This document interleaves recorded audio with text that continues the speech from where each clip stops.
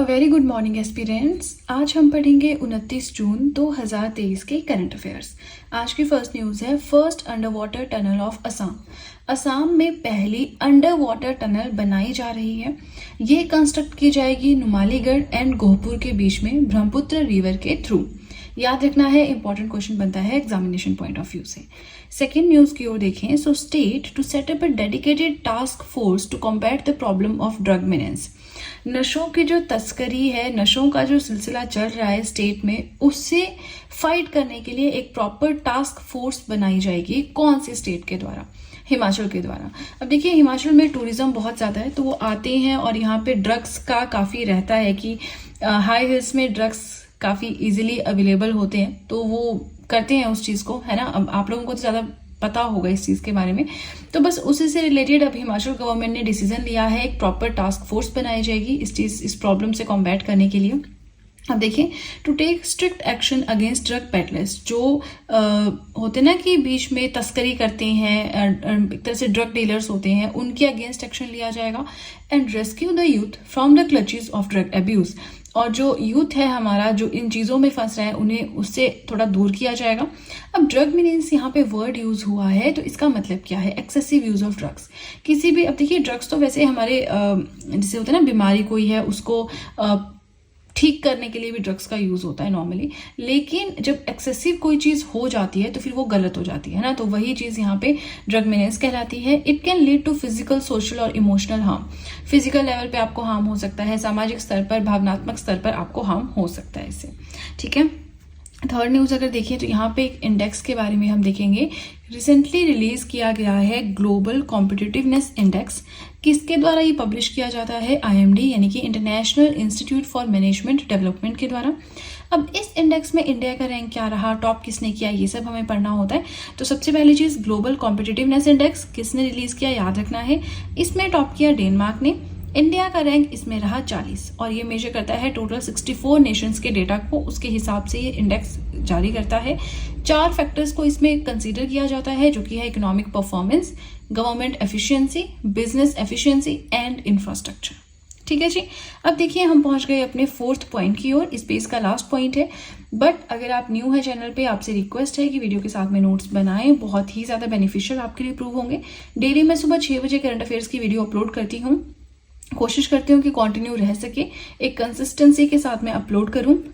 अगर आप डेली सुबह 6 बजे करंट अफेयर्स देखते हैं, एक तो ये होता है कि दिन की शुरुआत आपकी न्यूज़ के साथ हो रही है, आप नोट्स बनाते हैं, थोड़ा कॉन्फिडेंस डेवलप होता है कि नहीं, एक सब्जेक्ट पे मेरी कमांड बढ़ रही है, थोड़ा सा खुद को भी अच्छा लगता है, फोकस्ड रहते हैं, तो इसलिए दिन की शुरुआत करंट अफेयर्स के साथ होना बहुत ज़रूरी है।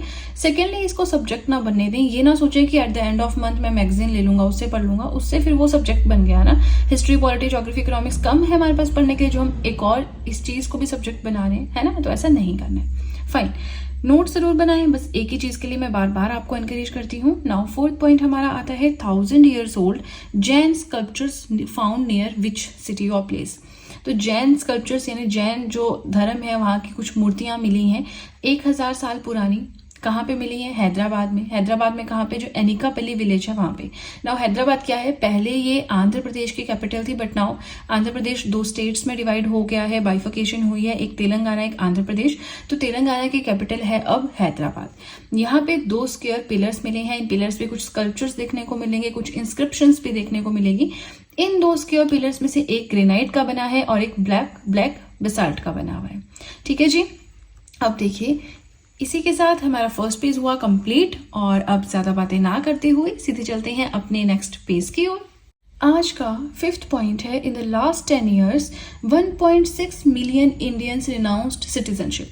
पिछले 10 सालों में, देखिए एक डेटा सामने आया है, उसके हिसाब से है कि पिछले 10 सालों में, 10 साल हम कंसीडर कर रहे हैं यहाँ पे 2011 से 2022 तक, 1.6 मिलियन इंडियंस ने अपनी सिटीजनशिप रिनाउंस कर दी है। तो हमने 3 वेज पढ़े थे सिटीजनशिप को रिनाउंस करने के। एक्वायर कैसे कैसे कर सकते हैं, उसके 5 वेज पढ़े थे, है ना। सब कुछ मैंने इंडियन पॉलिटी में पढ़ाया है, 1 लाइनर सीरीज के थ्रू भी बहुत अच्छे से पढ़ाया है। नहीं आपने वीडियोस देखी हैं, नहीं आपको नॉलेज है, तो आप Indian polity hand written notes या फिर 1 लाइनर इंडियन पॉलिटी की सीरीज 2 प्लेलिस्ट है मेरे चैनल पे, उनमें देख सकते हैं। फिलहाल हम बात कर रहे हैं कि इतने लोगों ने इंडियन सिटीजनशिप को रिनाउंस किया, मतलब त्याग दिया, छोड़ दिया। Plus 70K gave up passports, यानी 70,000 ऐसे लोग रहे जिन्होंने अपने पासपोर्ट्स छोड़ दिए। ठीक है, तो ये डेटा रिसेंटली सामने आया है, पिछले 10 सालों का ये डेटा है, 2011 से 2022 तक का। अब ये जो पासपोर्ट्स छोड़े हैं इसमें से 90% केसेस आपको मिलेंगे इन 8 स्टेट्स के। कौन कौन सी हैं वो 8 स्टेट्स? गोवा, पंजाब, गुजरात, महाराष्ट्र, केरला, तमिलनाडु, दिल्ली एंड चंडीगढ़। और गोवा जो है top state in surrendering passports छोड़ने वाले जो पर्सन्स हैं वो सबसे ज़्यादा गोवा से हैं। सेकंड नंबर पे है पंजाब। इसका मतलब ये कि उनको कहीं और की सिटीजनशिप मिल रही है। और इंडियन सिटीजनशिप एक्ट क्या बोलता है कि आप एक ही कंट्री की सिटीजनशिप रख सकते हैं उसके हिसाब से। तो अगर आप किसी और कंट्री की एक्वायर कर रहे हैं, ऑटोमेटिकली आपकी इंडियन सिटीजनशिप छूट जानी है। ठीक है। 6th पॉइंट अगर हम देखें, legal aid defence council system LADCS launched by. Legal aid यानी कि जो लीगल फॉर्म पे है ना, लीगल फॉर्म में आपको हेल्प प्रोवाइड करवाई जाएगी डिफेंस काउंसिल सिस्टम। ये लॉन्च किया गया है किसके द्वारा? यूपी गवर्नमेंट के द्वारा। अब ये क्या है थोड़ा अच्छे से हम समझेंगे इसको, बहुत ईजी है, बस नाम का थोड़ा खेल है, वर्ड्स का सारा खेल है। इसके अंदर क्या होगा? To provide free legal aid to the needy, जिन लोगों को जरूरत है लीगल, अब मुझे एग्जैक्ट इसका हिंदी वर्ड नहीं आ रहा, बट लीगल फॉर्म में उन्हें हेल्प प्रोवाइड करवाई जाएगी। कैसे लोग हैं, कैसे कौन नीडी है इसमें? सो एक्यूज्ड इन कस्टडी और defendants in line with the public defence system. किसी के ऊपर कोई इल्जाम लगा है कि इसने चोरी की है, इसने मर्डर किया है, इसने डकैती की है, कुछ भी किसी भी तरह का इल्जाम लगा है, तो उनको लीगल एड प्रोवाइड करवाई जाएगी। ठीक है, लीगल एड का मतलब है कि एक बेंच ऑफ एडवोकेट्स, जो वकील हैं, वो कुछ सेलेक्ट किए जाएंगे। फिर कोई भी ऐसा पर्सन है जो नहीं अफोर्ड कर सकता वकील को हायर करना, तो वो जो वकील सेलेक्ट किए होंगे गवर्नमेंट की तरफ से, वो ही केस लड़ेंगे उन लोगों का। ठीक है, मतलब फ्री में उनको लीगल एड प्रोवाइड करवा रहे हैं, उनको कोई चार्जेस नहीं देने वकील हायर करने के एंड एवरीथिंग। यहाँ पे एक डिफेंडेंट वर्ड यूज हुआ है जिसका मतलब है accused of committing a crime. उस पर चार्जेस हैं कि उसने एक क्राइम किया है, तो अब प्रूव करना है किया है कि नहीं किया है, उसके लिए उसको वकील की जरूरत है, वो वकील सरकार ही प्रोवाइड करवाएगी। राइट। 7th पॉइंट अगर देखें तो ये थोड़ा आर्ट एंड कल्चर से रिलेटेड है, that US government has decided to return over 100 antiques stolen by smugglers from India. India से स्मगलर्स जो हैं वो 100 के अराउंड, इवन बहुत सारे एंटिक्स लेके गए हैं, बाहर के देशों में जाके बेचते हैं, उसके अच्छे पैसे उनको मिलते हैं। लेकिन US के गवर्नमेंट ने ये डिसाइड किया है कि वो 100 एंटिक्स इंडिया को वापस कर देगा। अब ऐसा क्यों हो रहा है? क्योंकि इंडियंस ने कुछ प्रपोजल रखा होगा कि हमें वापस चाहिए, ऐसा कुछ है ना। देखिए, इंडियन गवर्नमेंट एफर्ट कर रही है, वो चाह रही है to revive India's cultural and spiritual heritage.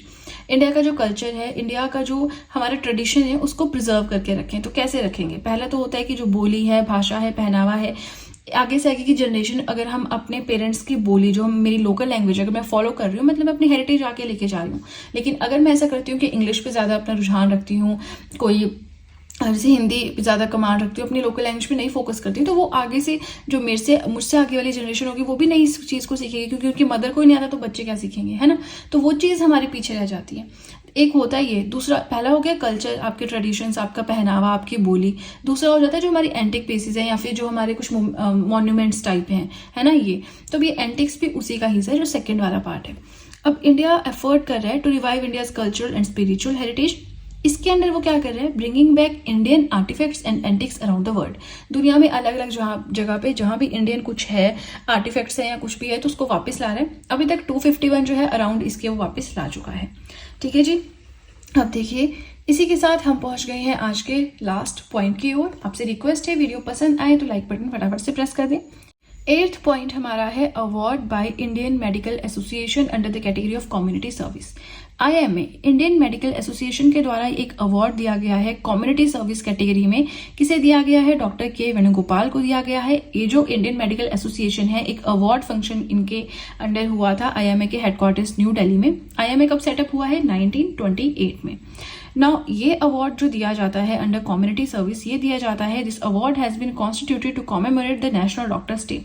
National doctors day जो 1 जुलाई को मनाया जाता है BC रॉय के बर्थ एनिवर्सरी पे, उस दिन को याद करने के लिए ये अवार्ड रखा गया है। ठीक है जी। चलिए, इसी के साथ हमारे आज के करंट अफेयर्स हुए कंप्लीट। आई होप मैंने जो पढ़ाया आपको समझ में आया है, वीडियो अच्छी लगी है।